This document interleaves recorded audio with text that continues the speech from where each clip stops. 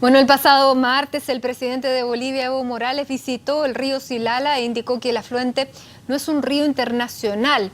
En tanto, Argentina agregó 1,7 millones de kilómetros cuadrados a su plataforma continental en el Atlántico Sur y parte de esa proyección se ubica sobre territorio antártico chileno. Queremos conversar sobre la implicancia de estos temas y para eso nos acompaña aquí en el estudio el analista internacional José Rodríguez Elizondo, a quien le doy la bienvenida. ¿Cómo está? Muchas gracias por estar con nosotros. Hola Matilde, es un gusto estar contigo de nuevo. Don José, ¿qué pasa con Argentina? Porque los titulares de los diarios de Argentina hoy leemos: Argentina creció en 1.700.000 kilómetros cuadrados y desde Chile la respuesta es Chile no pierde sus cualidades de territorio. ¿Qué podemos entender si gana uno y no pierde el otro? Bueno, de nuevo estamos planteando temas en los cuales lo jurídico tiene una tremenda relevancia, ¿no? El territorio antártico, desde el punto de vista de la soberanía, es un territorio congelado, o sea, redundantemente congelado.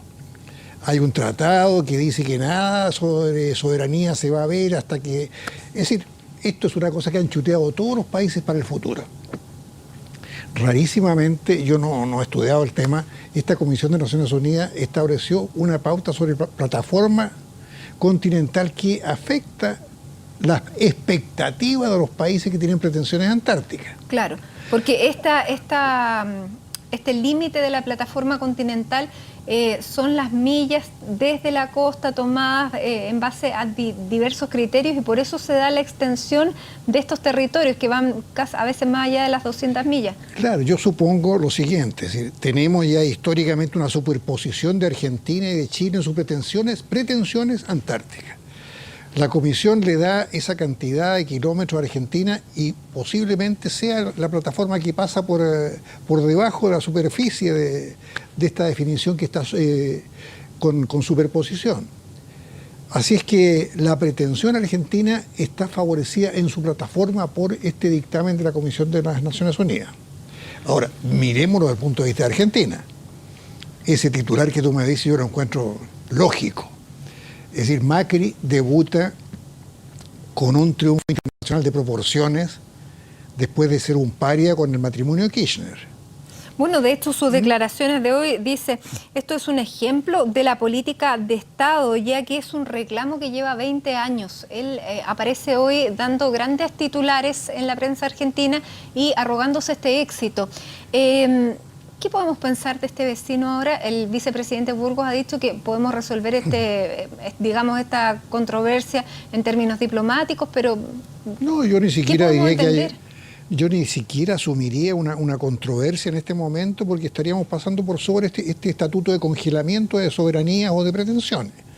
Lo que sí yo lo miro es como un espaldarazo a un presidente como Macri que ha cambiado el sesgo de la política internacional de Argentina y cuyo enemigo estratégico con respecto a esto que ha pasado ahora no somos nosotros con esta porción de sobreposición o de superposición, sino que es el Reino Unido. Claro. Acá, cuando la Comisión de Naciones Unidas le da la plataforma continental que pasa por las Islas Malvinas, Georgias del Sur, etcétera, está provocando un lío de la Madonna con el Reino Unido. Tú sabes que yo fui a las Malvinas hace muy poco, estuve recorriendo todos esos lugares y me enteré de cómo ya están no solo haciendo prospecciones en la plataforma marítima de las islas, las grandes empresas petroleras, sino que ya empezaron a trabajarlas.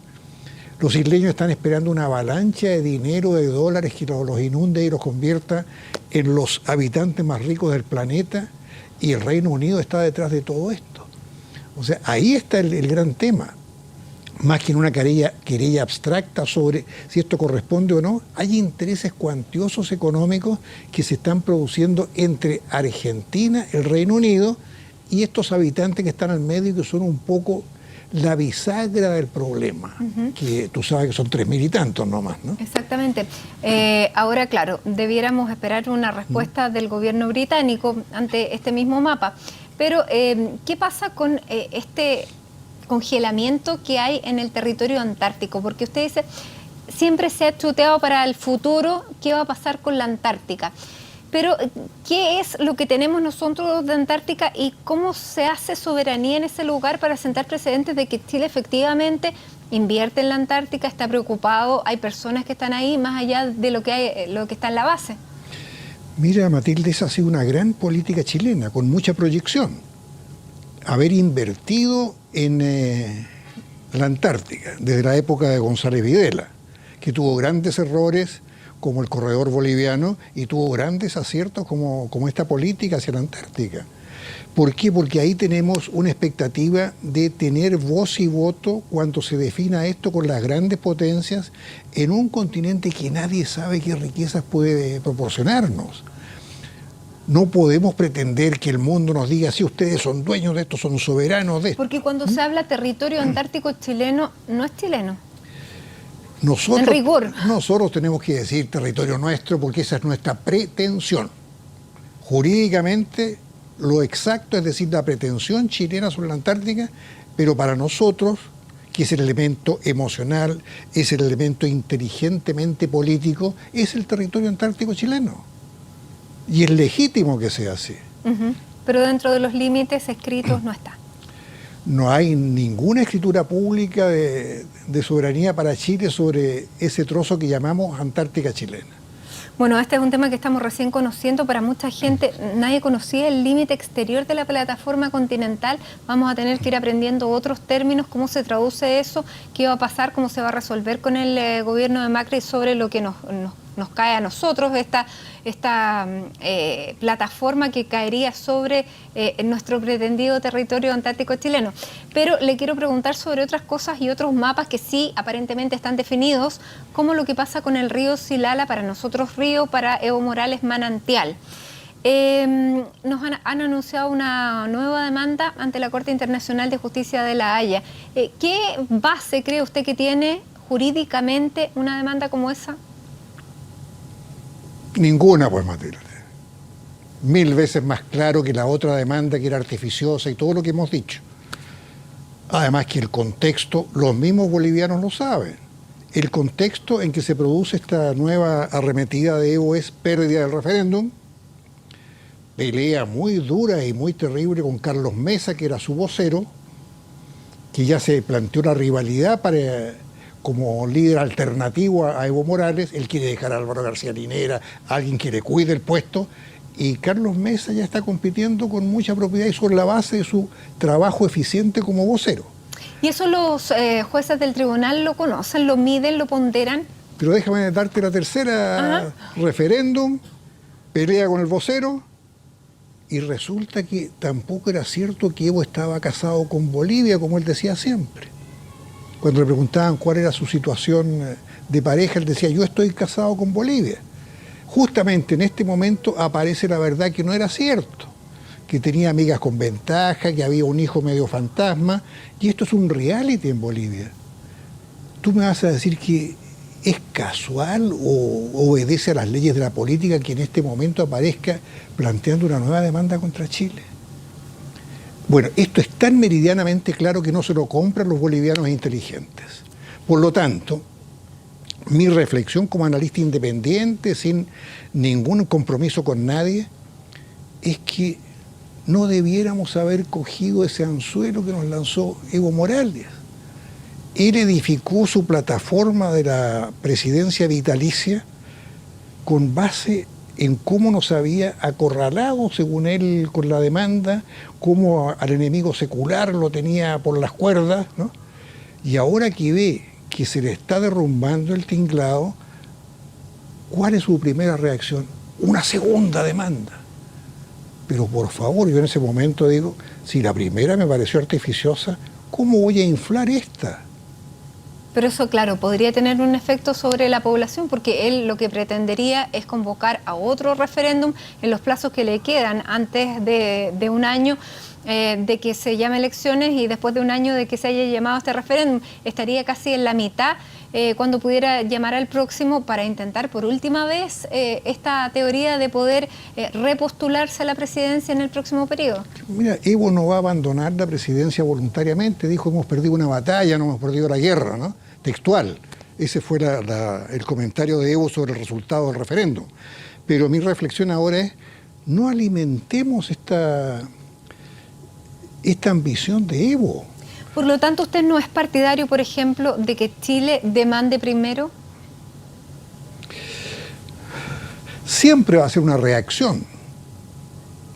Hemos conversado otras veces, Matilde, yo te digo, yo añoro una estrategia que significa previsión de comportamiento, que significa nosotros tenemos este objetivo, pero cada vez que aparece una acción de Evo nosotros reaccionamos.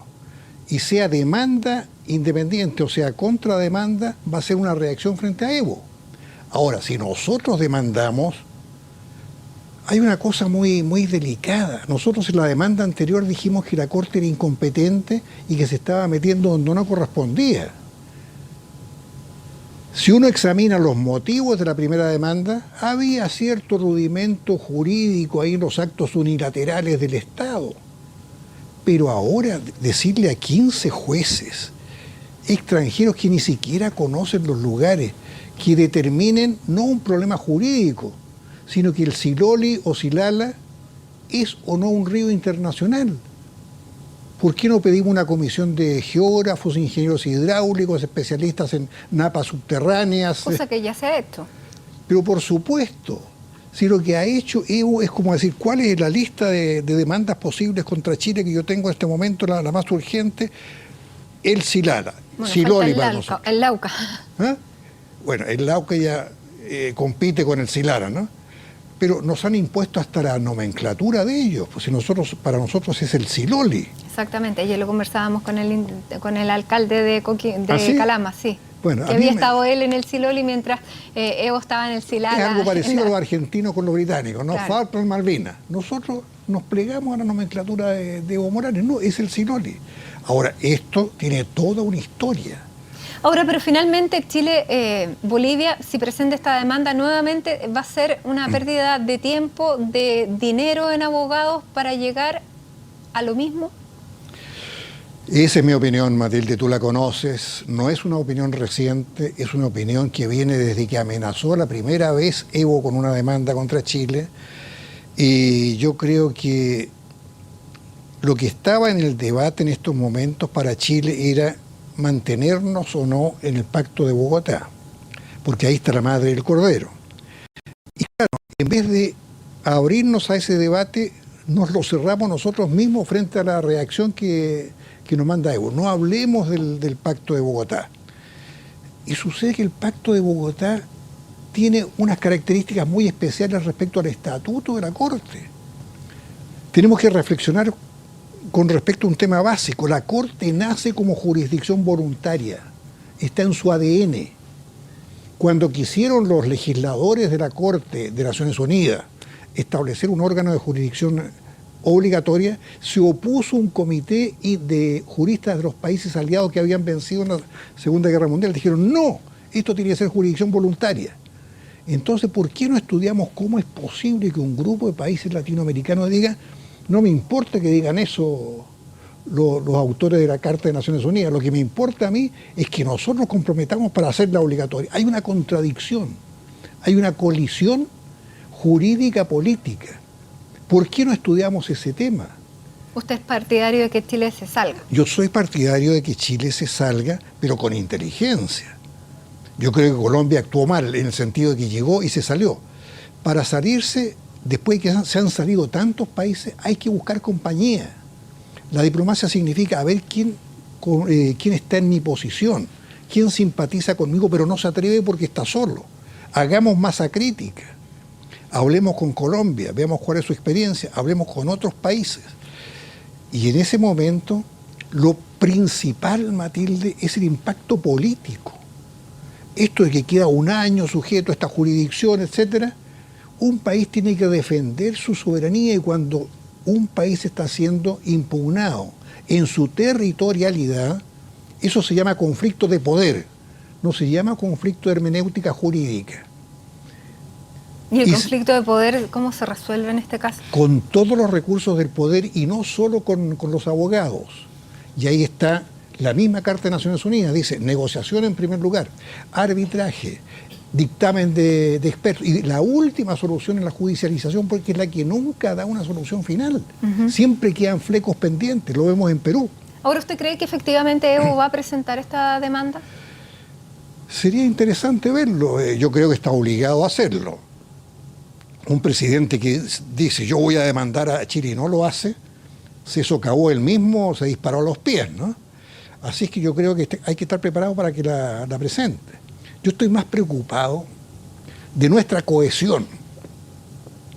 Cuando Felipe Bulnes renunció como agente, dijo una cosa muy, muy importante, dijo falta de cohesión. Naturalmente no era del equipo jurídico de la defensa de Chile. Era de su sector político. Era de la cohesión nacional. Porque hay un debate abierto con gente muy conocedora de los temas que plantea salirse, por ejemplo, del Pacto de Bogotá. Hay ahí diplomáticos que son diplomáticos de gran trayectoria en la Cancillería chilena, hay estrategos militares que están también en esa posición, hay estudiosos que estamos en esa posición, y no podemos nosotros sentirnos confortables de ver que esa discusión depende de que Evo decida o no seguirnos demandando. Bueno, vamos a tener que seguir hablando, sin embargo, de Evo Morales, de todas las acciones que vaya a tomar y de cómo va a reaccionar Chile. Así que vamos a tener que seguir conversando. José, muchas gracias por estar esta vez con nosotros. También tenemos que seguir analizando lo que significa Argentina. Así que tema hay para rato. A tu disposición, pues, Matilde, cuando quieras. Por estar acá dándonos algunas luces sobre estos temas. Muchas gracias. Chao.